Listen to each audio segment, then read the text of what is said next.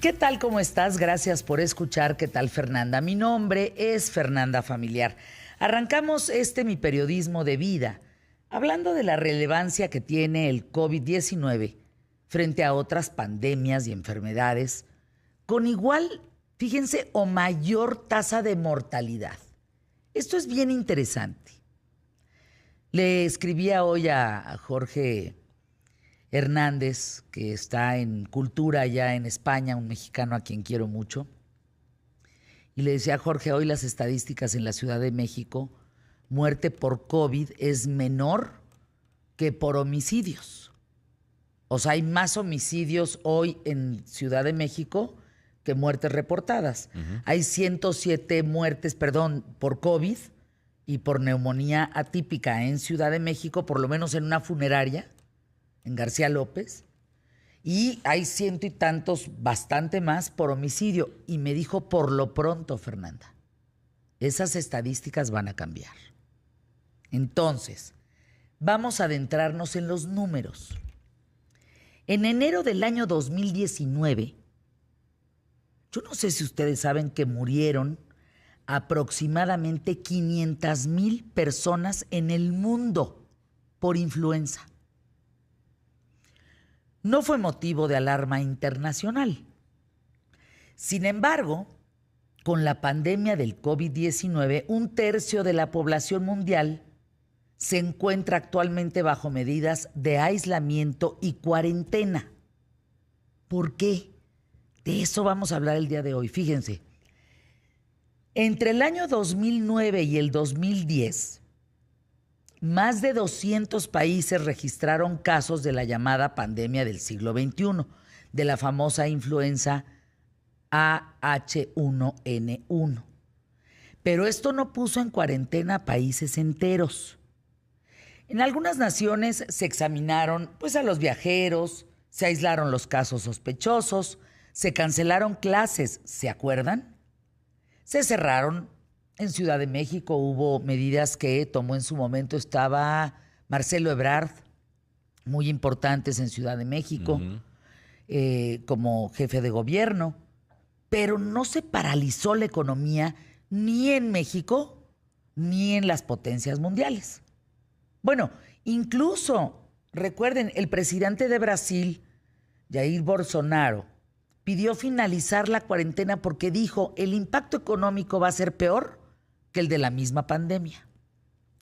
También habló de la pandemia de la influenza H1N1, la A, relacionado a la crisis pasada, sin una relación similar, porque no la tienen, pero quiso comparar lo que sucedió a lo que está pasando ahora con el COVID-19. Por el contrario, médicos, virólogos, economistas de Brasil dicen que las medidas son necesarias, que claro que se deben de tomar, porque no tienen armas para combatir el nuevo virus, salvo el aislamiento social. Y un paréntesis, ¿cuánta gente hay en Japón? ¿Por qué no hay tanto contagio en Japón? Pregunta de los 64 de los 64, diría don Pedro. Porque ellos están acostumbrados, en su cultura se usa el tapabocas. Ellos usan tapabocas como algo normal. No esperan a que venga una pandemia para usarlo. Entonces, fíjense, por ejemplo, pensando en abril del año 2019, vamos a concentrarnos en Estados Unidos, 2009, Estados Unidos y México. Se identifica en aquel año el H1N1 como un subtipo sin precedente del virus de la influenza que causa gripe. 4 meses después, se había propagado, tan solo 4 meses después, en 120 países, enfermando a miles de decenas de miles de personas en el mundo.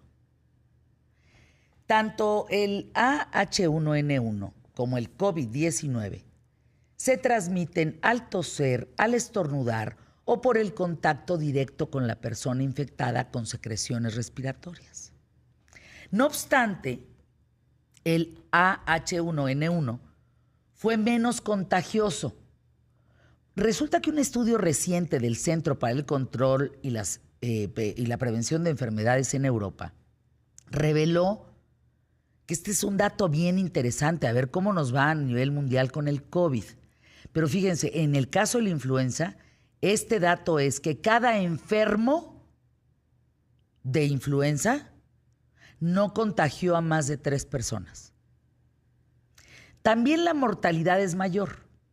Mientras la tasa de la gripe común es de 1 a 2% entre pacientes mayores, en el COVID-19 el rango llega hasta el 12%, como ha sucedido en Bérgamo, Italia. En otras zonas, la tasa de contagio regular del COVID-19 puede llegar hasta el 3.4 frente a un 0.2 que tuvo la influenza en el año 2009-2010.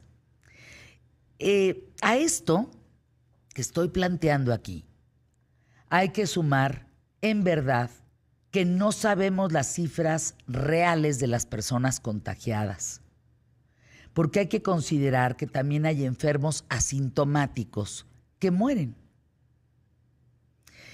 Me estaban dando las estadísticas, insisto, de García López, de las funerarias. En 9 sucursales en la Ciudad de México, 107 personas. Y pregunté, ¿cómo estaban físicamente esas personas? La respuesta, foco rojo, La mayor parte con obesidad. Había una persona de 31 años con más de 130 kilos.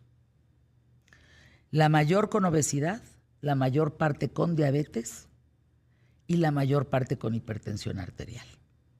Aguas. Esos son focos muy rojos para el COVID-19. Totalmente. En el caso del COVID-19 no hay personas inmunes, como sí ocurrió con la influenza AH1N1.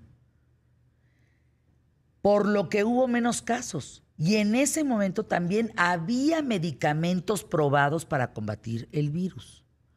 Esta es la explicación de por qué hoy es más alarmante el COVID-19. Basta ver los hospitales colapsados, el número de muertes confirmadas para considerar que el COVID en realidad sí es grave o no lo es. Si los enfermos con influenza AH1N1 contagiaron a 3 personas, ¿están listos para oír el dato? El COVID-19 puede contagiar a 406 personas en 30 días.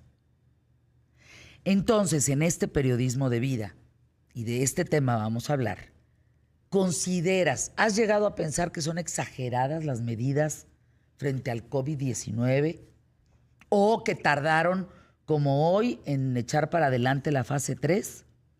Yo creo que ese es el Yo creo que tardaron en echar para adelante la fase 3. Yo creo que la fase 3 debió de haberse cantado hace una semana, semana y media. Pero bueno, pues eso es lo que hay. Esto es lo que tenemos. ¿Cómo va el mundo en contagios?